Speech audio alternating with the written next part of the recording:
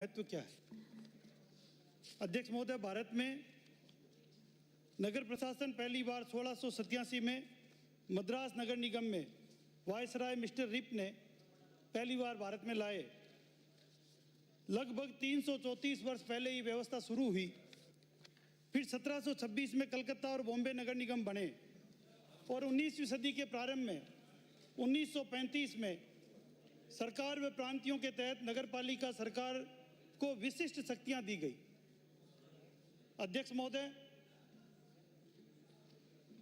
मुझे बड़े खेद के साथ कहना पड़ रहा है कि पहली बार इन नगरपालिकाओं के 1973 एक्ट बनने के बाद में भी यदि इनकी शक्तियों को खत्म करने का काम, इन पर सरकार के शिकंजा कसने का काम यदि किसी ने किया तो कांग्रेस सरकार के द्वारा बार बार किया जा रहा है। और इसलिए किया जा रहा है कि अपनी पार्टी की राजनीतिक महत्वाकांक्षा पूरी करने के लिए आप पहले भी बिल लाए और उन बिलों में बिना किसी कानूनी प्रावधान के कुछ बिना मापदंडों के आधार पर कोटा, जयपुर और जोधपुर जैसे नगरों की आत्मा का विभाजन किया और बिना जरूरत के पहली बार देश में दो नगर निगम बनाए गए। इतना ही नहीं रुके आपके बिलों में। मैं आज के बिल की चर्चा करूं तो आपने इस बिल की यदि गहराई में जाओ तो महत्वाकांक्षा पूरी करने के लिए अचानक एक रात में आपको सपना आता है और आप पूरे राजस्थान में 2153 वार्ड बढ़ा देते हो।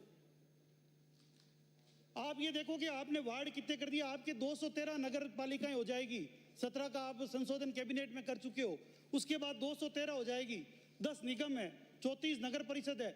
कुल 7500 पार्षद आप राजस्थान में बना रहे हो निर्वाचित तरीके से। और उसके बाद आप बिल लेकर आए हो। बिल में आपने, अध्यक्ष महोदय, मुझे एक आश्चर्य और हो रहा है कि ये एक ऐसा विभाग है, मैंने वहां पर काम किया इसलिए मैं अपना अनुभव बता रहा हूं कि इस विभाग ने 2009 के बाद में, मैंने सवाल भी लगाया था पहले सत्र में, आज तक उसका जवाब नहीं आया कि 2009 के बाद में इस विभाग ने कितने सर्कुलर निकाल दिए जहां बिना बिल के सर्कुलर निकाले हैं। यहां सुबह नया सर्कुलर निकलता है, दोपहर में नया निकलता है और शाम को नया निकलता है। इसकी संख्या भी मंत्री महोदय आज आप बता दें कि 2009 के बिल में, इसमें आपके एक्ट में बिना सक्षम स्तर से, आपके स्तर से भी अनुमति लिए बिना डीएलबी ने अपने स्तर पर कितने सर्कुलर निकाल दिए। और आप कौन से सर्कुलर को संशोधित करवाओगे और कौन से एक्ट को संशोधित करवाने के लिए लाए हो? आपके 2009 के एक्ट के बाद हजारों सर्कुलर निकल गए। इस एक्ट का कोई महत्व नहीं रह गया। ये इस पर जरूर मनन करें, क्योंकि आप जैसा विद्वान यूडीएच मंत्री, मैं कई बार कहता हूं कि आप तो यूडीएच की एनसाइक्लोपीडिया हैं। आप जैसे विद्वान यूडीएच मंत्री के रहते यदि इस तरह के हो जाए कि 13 मई के आपके सर्कुलर के बाद आपने लिखा नगर निगम नगर पालिकाओं में भुगतान की प्रायोरिटी तय की जाए, आपके सर्कुलर के बाद में हर नगर पालिका नगर निगम में उसकी धज्जियां उड़ाई जा रही है, तो फिर ऐसे नियम और सर्कुलर लाने का क्या फायदा? ऐसे एक्ट बनाने का क्या फायदा? आज आपने एक्ट में पूछा, धारा 6 के एक क खंड में आपने कहा कि नामित सदस्य नगर निगम में 6 की जगह 12 करेंगे, नगर परिषद में नामित सदस्य 5 की जगह 8 करेंगे और नगर पालिकाएं, वो तो बेचारी है, वहां आप नगर पालिकाओं में सदस्य 4 की जगह 6 करेंगे। अध्यक्ष महोदय, शायद मंत्री जी भूल रहे हैं कि कई नगर पालिकाओं में कुल पार्षदों की संख्या ही 18-20 है। अब 20 पार्षदों में 6 आप नॉमिनेट कर रहे हैं, 20 पार्षदों में 6 नॉमिनेट कर रहे हैं। और आपकी स्थिति क्या है? इन सफेद हाथी को पालने के लिए आपके पास देने के लिए तनख्वाह नहीं है। आपके बजट पे मैंने उस दिन भी चर्चा में बताया था कि लालटेन लेकर पूरा बायोकूलर लगाकर देखने से भी कुछ पॉइंट में परसेंटेज में आपका बजट दिखता है। नगर पालिका के पार्षदों को मात्र 1800 रुपये आप देते हो, वो भत्ता भी देने के लिए आपके पास पैसे उपलब्ध नहीं है। और आप एक राजनीतिक महत्वाकांक्षा पूरी करने के लिए, ये तो अच्छा है कि आप उसमें वोटिंग राइट्स नहीं दिए, वरना आपने जिस प्रकार एमएलए एमपीओ को वोटिंग राइट दिए, इनमें भी आप वोटिंग राइट्स दे दो और एक नीचे एक लाइन लिख दो कि जहां हमारा बोर्ड नहीं बना वो सब नगर पालिकाएं सरकार हमारी है तो हमारी गिनी जाए। ये इन 25% सदस्यों के माध्यम से हम एक्ट में परिवर्तन करते हैं, इनको वोटिंग राइट्स भी दे दो फिर, क्योंकि इससे आपकी महत्वाकांक्षा पूरी नहीं होगी।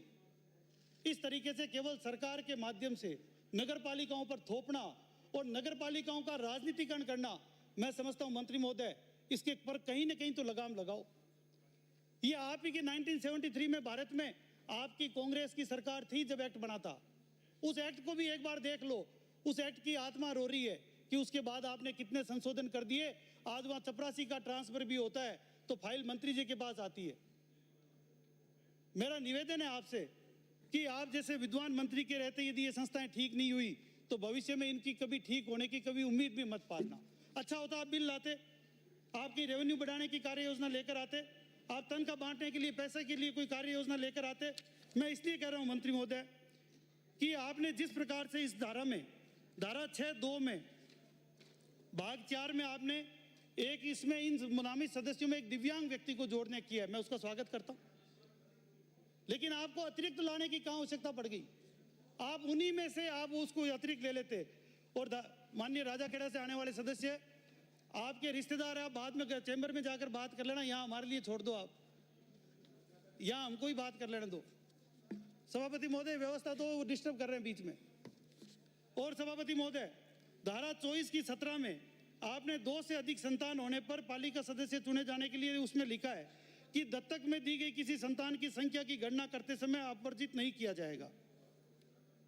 सभापति महोदय राजस्थान सरकार का दत्तक अधिनियम बना हुआ है। जब आपका दत्तक अधिनियम बना हुआ है और उसका वर्णन इसमें यदि है नहीं तो फिर ये विरोधाभासी प्रावधान करने का क्या औचित्य है? दत्तक अधिनियम का वर्णन इसमें करते हुए यदि इन प्रावधानों को किया जाता तो मैं समझता हूं कि किसी दृष्टि में उचित होता।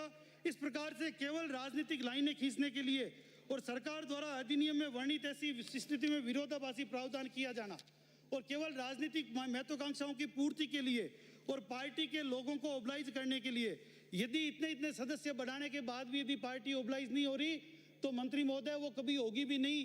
इस प्रकार के सरकार के श्रेय पर केवल गुंडागर्दी करना ये शोभा नहीं देता। इन चुनी हुई संस्थाओं की लोकतंत्र की हत्या नहीं करें। इन चुनी हुई संस्थाओं को संविधान प्रदत्त जो अधिकार है उनको अपने अधिकार लौटाए जाएं, यही मैं आपसे निवेदन करता हूं। और सभापति महोदय आपने मुझे बोलने का अवसर दिया, बहुत बहुत धन्यवाद। भारत माता की जय। जय हिंद। राजेंद्र राठौड़ महोदय, सदन में राजस्थान नगर